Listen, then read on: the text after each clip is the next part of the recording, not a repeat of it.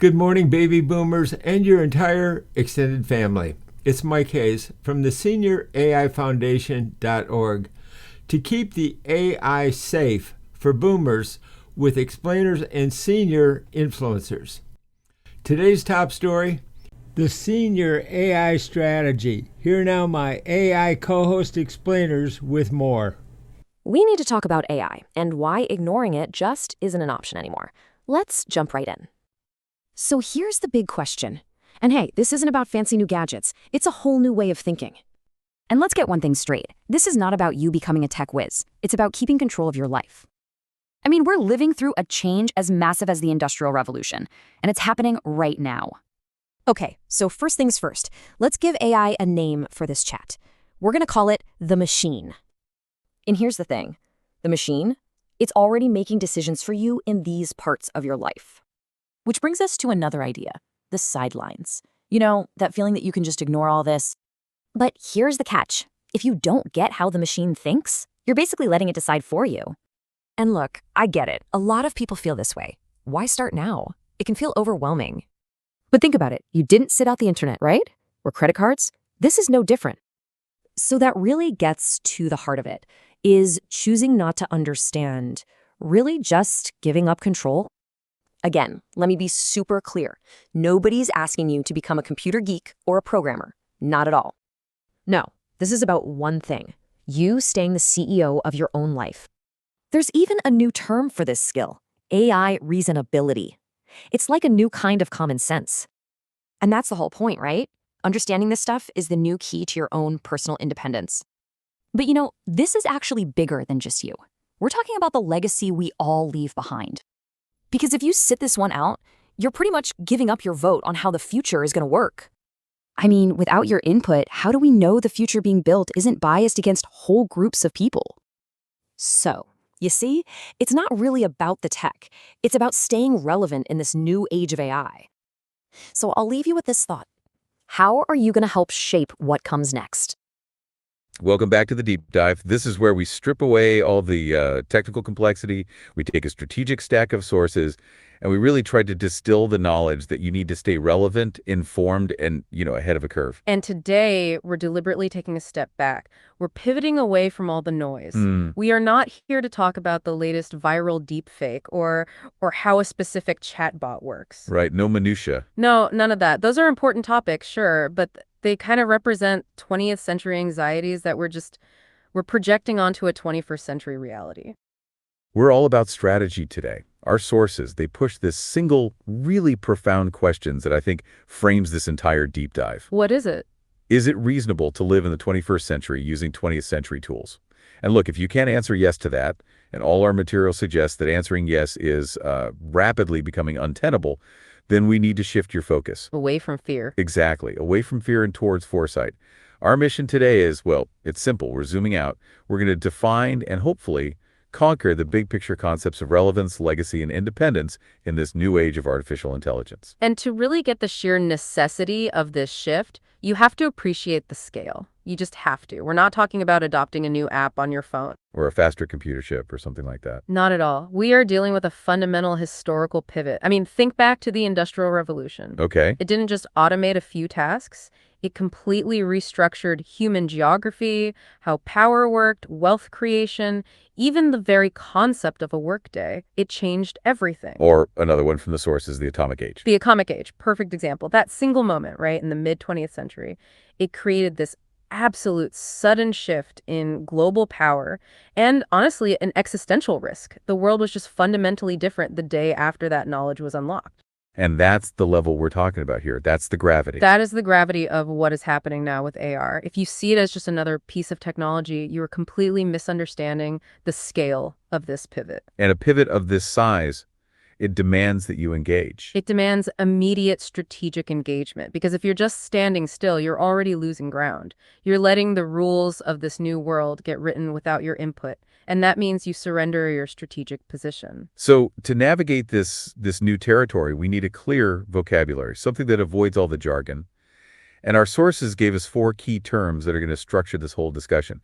We're going to talk about AI not as, a technical thing, but as a strategic reality. Right. So first we have the sidelines. Okay, the sidelines. This is that decision, either you're conscious of it or not, to just opt out, to ignore the rise of AI and hope, that it won't affect you personally. A hope that our sources argue is, well, it's not a sustainable position anymore. Not at all. Next up is the machine. The machine. We're using this as a general, non-technical term. It's for all those complex, often invisible AI systems that are now running major parts of our society. So think of it like a pervasive, invisible layer of logic that's governing the modern world, a kind of black box making A decision. black box of decision-making, exactly. Then we have reasonology. Reasonology, I like this one. It's defined as the study of common sense. It's you applying your rational thought, your accumulated wisdom, your life experience to audit the outputs of the machine, which can sometimes be, a little illogical. So it's the uniquely human input that AI desperately needs. It is, and that leads to our final term, which is really our goal here, error seasonability. And let's be super clear on this one. This is not about coding. Absolutely not. It is not the ability to code or build AI models. Our sources define it very simply as the power to understand. Power to understand. It's that intellectual capacity to look at an AI-driven system, whether it's a financial algorithm or a medical diagnostic tool, and just grasp the basic logic, the patterns, the assumptions at play. That's our anchor point for personal control and for independence. Okay, so let's unpack this with that first major argument. Why the decision to stay on the sidelines is, well, just no longer tenable if you want to maintain independence in your own life.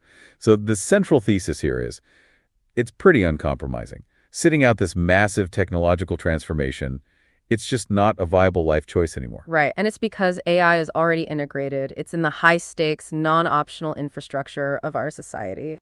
And that's the key. We're not talking about discretionary consumption, are we? This isn't like choosing whether or not to buy a new tablet. That's the perfect distinction. The consequence of sitting on the sidelines is it's profound. You are effectively allowing a computer, the machine, to dictate critical life decisions about you. And you often don't even know it's happening. You don't know what's happening, and you certainly don't know the basic rules that it's applying. It's a fundamental erosion of personal control, but it's disguised as efficiency. And this isn't some future projection. You said it's deep and it's happening right now. So to really get why you can't sit this out, I think we need to spend some real time detailing the practical reality of this AI penetration. Let's do it. Let's look at 3 critical sectors that affect your daily life, your future security, and your long-term well-being. Where do we start? Let's start with the one that feels the most personal and often the most urgent. Healthcare. The logic of the machine is being applied here across, well, everything, from preventative care to critical resource allocation. Okay, so most of us have heard about AI being used in diagnostics, right? Like analyzing medical images, X-rays, MRIs, that kind of thing. Sure, and it's often identifying anomalies faster and more accurately than a human expert, but the penetration goes so much deeper than just scanning images. How so? Think about treatment pathways, service allocation. AI systems are increasingly used to generate personalized treatment protocols, or to determine who gets priority access to specialized services. And these are not simple decisions. They're not simple, linear decisions at all. This involves what are called probabilistic, nonlinear AI models. Okay, hold on. Nonlinear model sounds exactly like the technical jargon we promised to avoid. What does that mean functionally for me, the patient? Fair point. It means the outcome isn't a simple input-output equation. It's not, A plus B equals C. Instead, the AI system is processing thousands of data points about you. My age, my medical history. Your age, comorbidities, lifestyle factors, genetic markers, even the response rates of similar patients from all over the world. And it assigns a massive, complex weight to each of those factors. So it's finding connections a human might miss. Exactly. It might decide, for example, that the confluence of 3 seemingly minor data points things a human doctor might dismiss individually actually raises your risk profile exponentially. So the logic that leads to a recommendation, let's say, opt for this drug treatment over surgery, it's an opaque, weighted web of correlations. It's not a clear, human-readable rationale that my doctor can just walk me through. Precisely. And if that system suggests a treatment or identifies a risk, and you, the patient, or even your primary care physician, don't have that basic AI reasonability, The power to understand. the power to understand the parameters or the underlying assumptions of the model, how do you provide informed consent? How can you meaningfully advocate for your own unique medical history against a black box? You can't.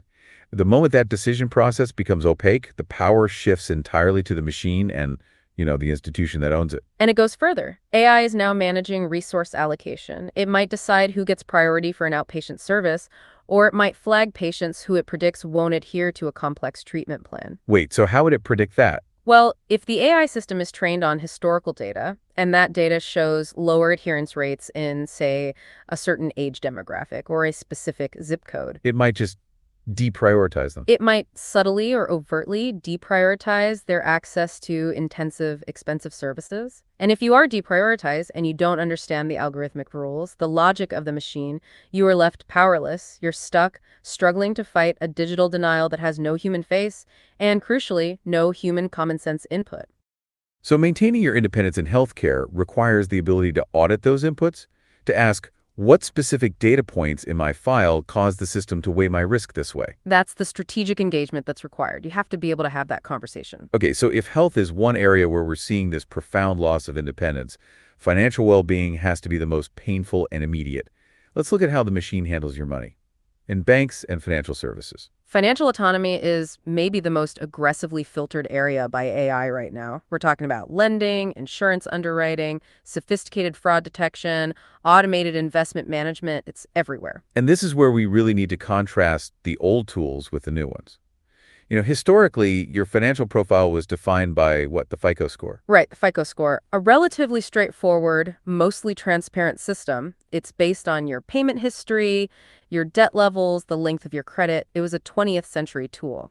But the modern AI risk profile, that's a 21st century tool. And it is fundamentally different. While a FICO score looks at those standard financial metrics, the modern AI algorithm, my goodness, it analyzes thousands of subtle behavioral data points. Like what exactly? What kind of behavioral data? How frequently you move money between your accounts, what retail channels you use, how often you check your own credit score, even how you physically interact with your bank's website or app. It builds this behavioral risk model that can be incredibly accurate, But completely opaque. but completely opaque. So if you apply for a business loan or a mortgage and you get denied, the official letter might cite a low credit score, the standard reason.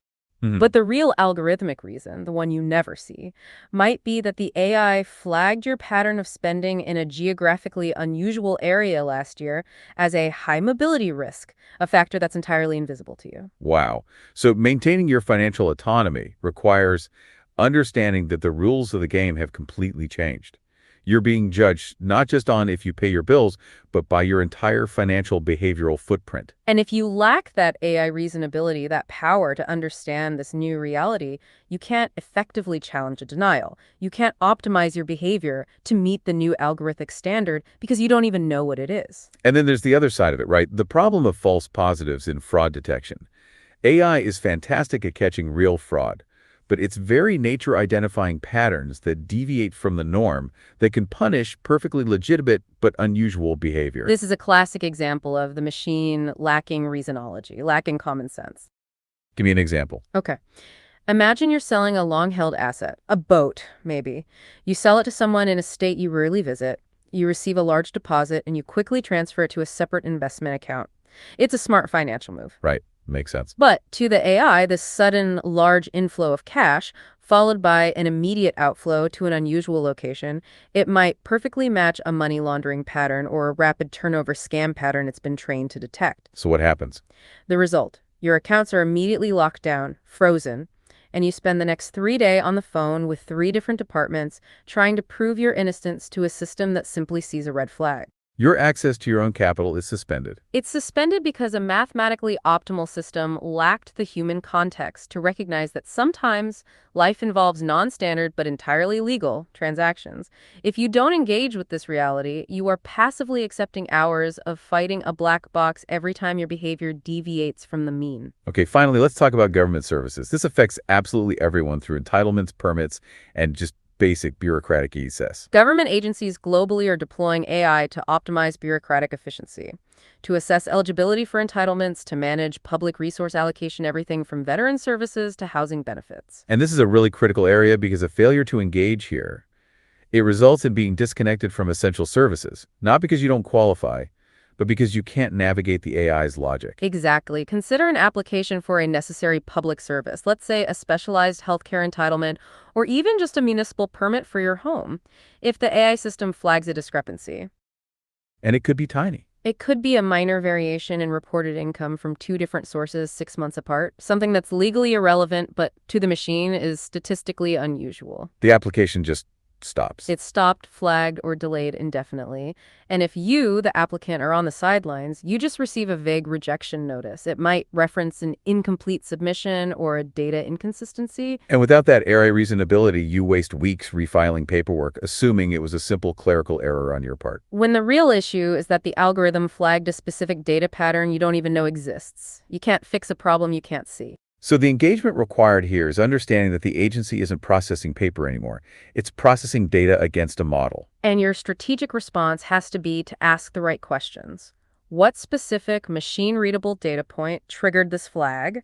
And then adjust your input accordingly. If citizens lack this ability, they become functionally disenfranchised from public access. They just can't effectively communicate with the bureaucratic logic of the machine. So when you put it all together, what does this all mean? The overall argument seems to be that engagement is, well, it's existential. It really is. If the machine is running these vital, non-optional services, your health, your money, your government access, then understanding its processes is the only way to ensure your personal input, your unique circumstances, your legitimate needs Are registered and respected. are registered and respected, because if you don't put your input in, the algorithm will make an assumption about you. And those assumptions are built on statistical averages, not on the nuances of your individual life. Okay, so we've established the very practical dangers of non-engagement. Now, let's move from the reality of this penetration to the philosophical choice. Why active participation is the only real path to long-term personal sovereignty. So now we have to confront the core resistance, because it is a reasonable reaction in an age of constant, dizzying change to just feel fatigued, to want to opt out. But we have to show why, specifically in this case, in the case of AI, opting out constitutes a strategic surrender. Okay, so I'll take on the skeptical position again because I think it resonates with a lot of people who are just facing information overload. Look, I've lived my whole life without this complex, confusing technology. I don't need it. I don't want the hassle. My life is stable, and I'll just sit this one out. Frame that as a reasonable, natural desire for stability in a turbulent world. And it is a completely natural reaction. It is. It's a preference for the known world over the unknown. Of course it is. However, the sources argue that this isn't a choice between using a new tool or not using it. What is it a choice between, then? It's a choice about whether you allow the system that governs your world to be built without your perspective included in it. You draw on some historical analogies to dismantle this idea. Let's go deeper into those because I think the initial comparison was maybe a bit too brief. You mentioned the internet and the credit card. Right. But I have a counterpoint here. The internet and the credit card, while they were revolutionary, they were largely opt-in utilities. I had to choose to open an email account. I had to choose to apply for a credit card. We're arguing here that AI is forced on you. The banks, the hospitals, the governments, they choose to use it on you. So how does the source material reconcile that difference in the level of engagement? That is an excellent challenge, and it really highlights why the scale of the AI pivot is so unique. You're right, the internet for personal use was opt-in at first. But what happened once the critical infrastructure, commerce, communication, national security, once that all shifted onto the internet, non-participation became functional isolation. Whether you like the technology or not. Whether you liked it or not, the system changed around you. So the point is that while using an individual AI tool, like a chatbot, might be opt-in, being subjected to the AI systems that are running society. That's mandatory. Precisely. Let's look at the internet analogy again, but with that distinction in mind.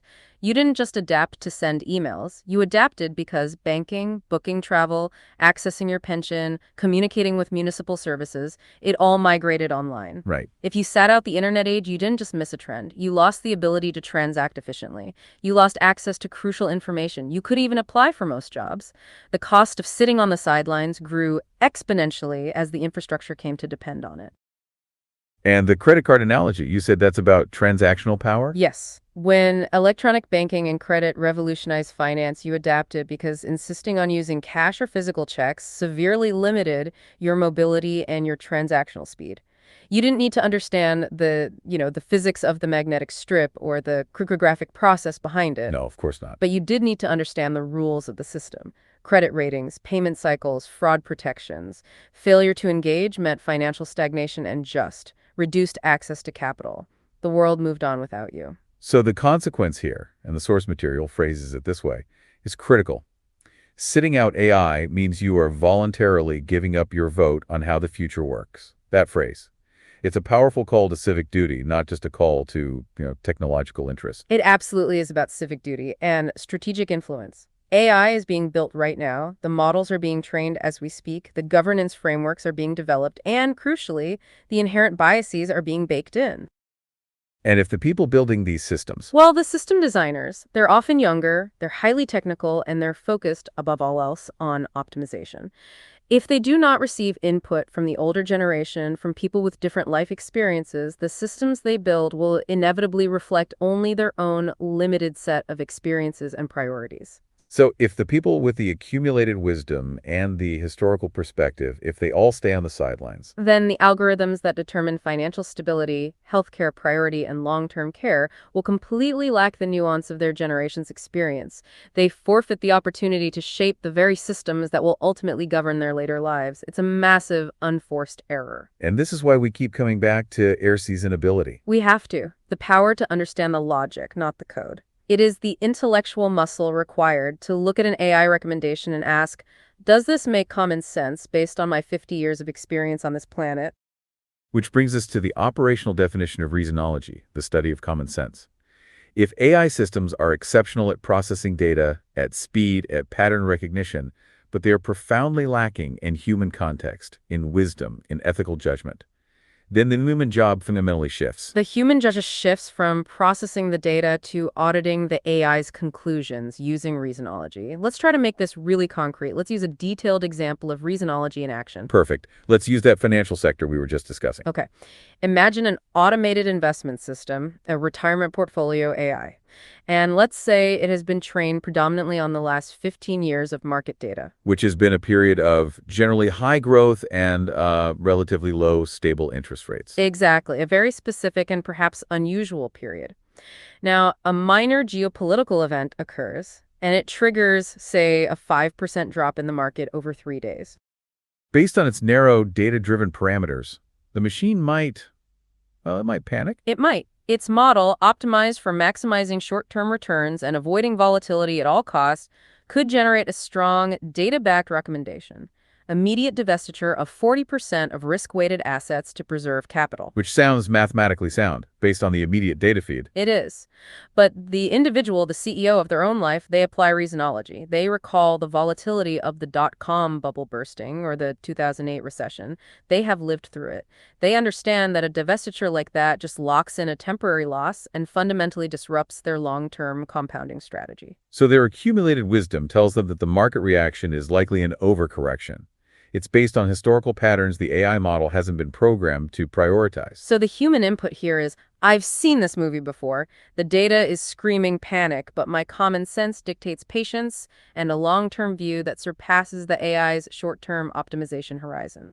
They use their AI reasonability to understand the AI's logic. Which is just prioritizing volatility avoidance. And then they use their reasonology, their historical wisdom, to challenge and ultimately to override the recommendation. The machine provided the data, the human provided the wisdom. That is the necessary partnership. It's the only way this That works. dramatically clarifies the difference. It's not about arguing with the AI's math. It's about checking the AI's context. And that brings us right back to the core objective of engagement. It's not about learning AI so you can get a new technical job. It's about learning enough about AI to remain the strategic decision maker. The CEO of your own life? The CEO of your own life. This pursuit of personal sovereignty, of maintaining that control, that is the highest motivator. And retaining that strategic oversight ensures you remain the central figure in your life's decisions, even when you're leveraging these powerful AI tools for advice and processing. It is the path to independence in an increasingly automated world. Okay, so we've covered personal independence. Now let's transition to the long-term impact. How does this shift influence your legacy? So when we transition to this concept of legacy, we're really moving beyond immediate self-interest. We're starting to focus on the shape of a meaningful life, of a lasting contribution in an AI-driven society. And that means asking very different kinds of questions, profound philosophical questions, not technical ones. Exactly. The technical mechanics of AI, they're going to change every 6 months. The philosophical implications, those big human questions, they will define the next 50 years. And our sources provided 4 crucial questions to guide this long-term view. So where should we start? What's the first one? Let's start with the economic cornerstone of so many people's lives. How does AI change retirement? This is immediately relevant to millions of people right now. And AI affects retirement planning by completely altering the landscape of risk management, longevity, and wealth transfer. It's a total paradigm shift. Okay, let's delve deeper into one of those. Longevity risk.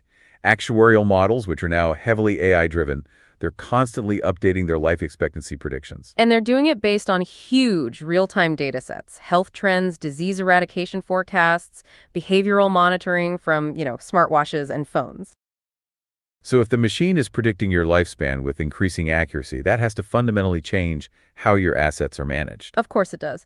If the AI model determines you are statistically likely to live to 105, your automated investment strategy must shift dramatically. You have to move from a strategy of capital drawdown to one of sustained long-term growth and defense against inflation for decades longer than you might have planned. And if you don't understand the model's assumptions, if you lack that AI reasonability, you might be overspending in your early retirement years based on these antiquated, shorter lifespan models. The opacity here is the real danger. The AI is making assumptions about your health and your wealth that directly determine your financial security for the rest of your life, yet the rationale is locked inside the algorithm. You're flying blind. And what about legacy in terms of knowledge transfer? Well, AI also complicates that issue. Let's say you spent 40 years mastering a highly specialized, codified profession, an accountant, a lawyer, an engineer, and then AI tools suddenly automate 70% of those procedural tasks. The inherent economic value of that specific knowledge is diminished. It's diminished. So the challenge for legacy becomes,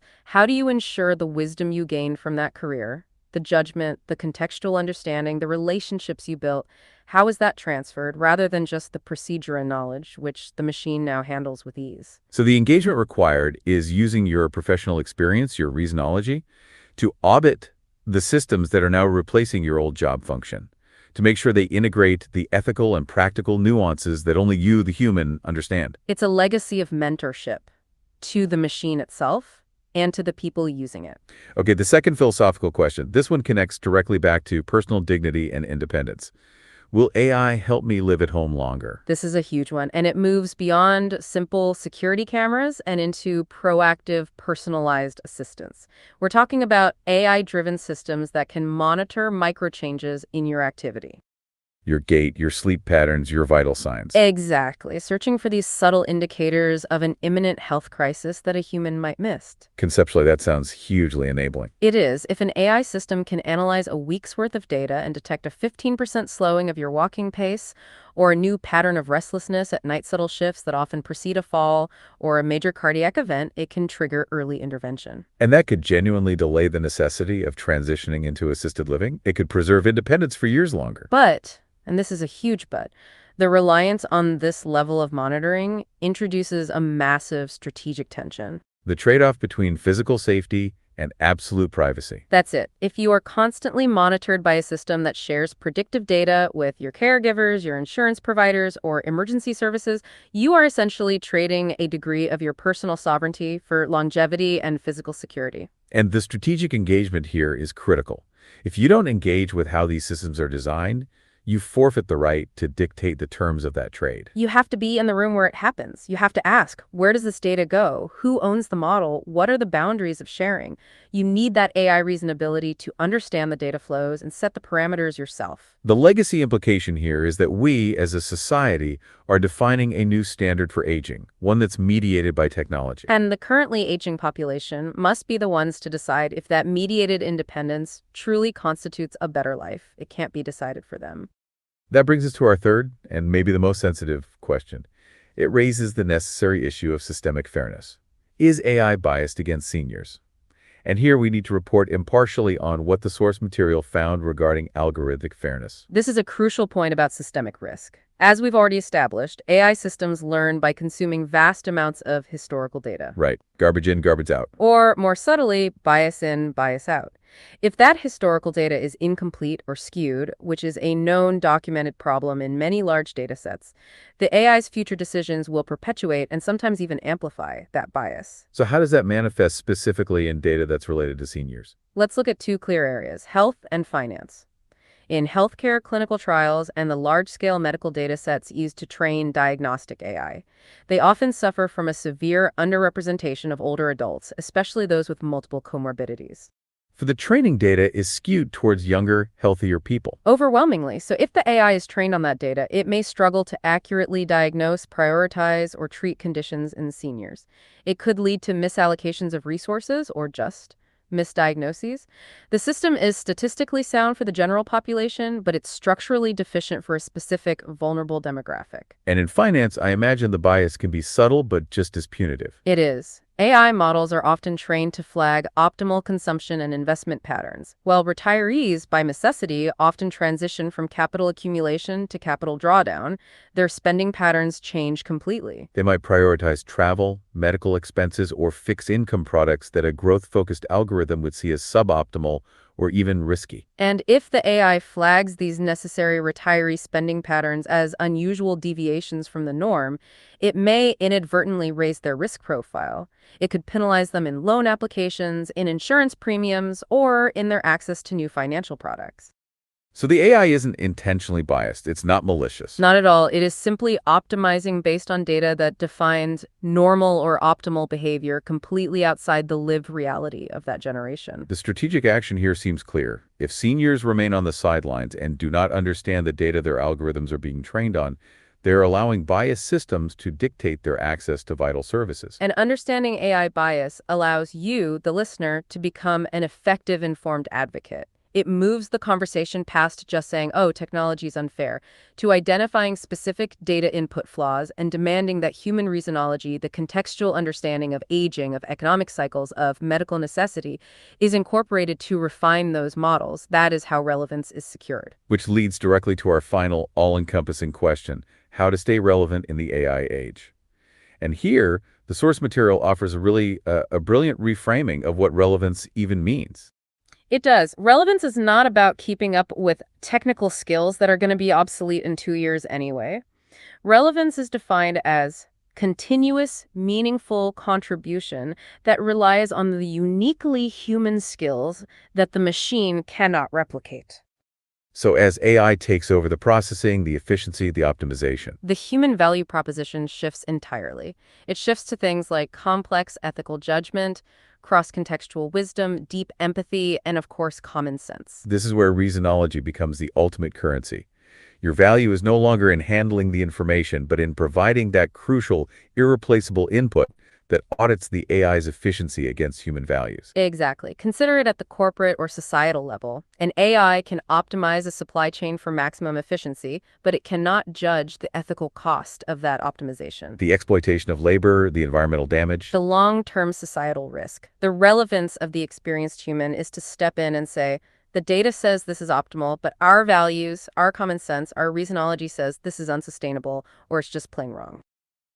The legacy implication here is profound. If you simply retire and disconnect, your wisdom, in a sense, dies with your career.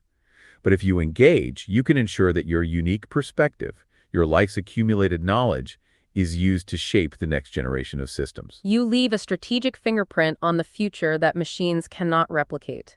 The goal is to remain the essential, indispensable human component in the decision-making loop. It's about becoming the ethical and contextual guardrail for the entire system. So this deep dive has really explored AI not as a threat, but as a strategic reality that demands engagement. Let's quickly summarize the 3 pillars of control we've discussed: relevance, independence, and legacy, and what they mean for maintaining your personal sovereignty. Let's do it. First, your relevance. That is secured by understanding where the machine is making decisions in those non-optional high-stakes sectors of healthcare, finance, and government. Understanding the rules of the system is what allows you to participate effectively. Second, your personal independence. This is maintained by actively refusing to sit on the sidelines. We've established that sitting out is equivalent to voluntarily ceding your influence over how the future is designed and governed. So maintaining independence means retaining your AI reasonability, that power to audit and provide crucial human input to these powerful systems. And finally, your legacy. This is shaped by asking those strategic philosophical questions we just went through. It's about ensuring that your wisdom, your reasonology, is applied to define the ethical boundaries of these AI systems. Boundaries regarding long-term care, financial fairness, and the very concept of human contribution in this new age. So the ultimate charge is this. Engagement with AI is not about technical proficiency. It's about retaining your personal control, your autonomy, and your decision-making power in the 21st century. You are the CEO of your own life, and the level of engagement you choose will determine your influence. And if AI is truly the new industrial revolution, forcing a complete restructuring of value and labor, this leaves us with a final provocative thought for you to consider, and this draws only on the unique value of human perspective. What is it? If the machine handles all the efficiency and all the optimization, what entirely new form of essential human contribution, one rooted in wisdom, common sense, and historical context, will define your generation's greatest and most lasting legacy? Think about that unique human value and how you choose to share it. That's all the time we have for this deep dive. We hope this gives you a strategic framework for engaging with this enormous pivot. We'll see you next time. That's the future arriving today. To learn how to use these new tools to protect yourself and your family, you can do so at the senioraifoundation.org. Join our free community at theaisafe.com. I'm just your human, Mike Hayes, with mikesai.com.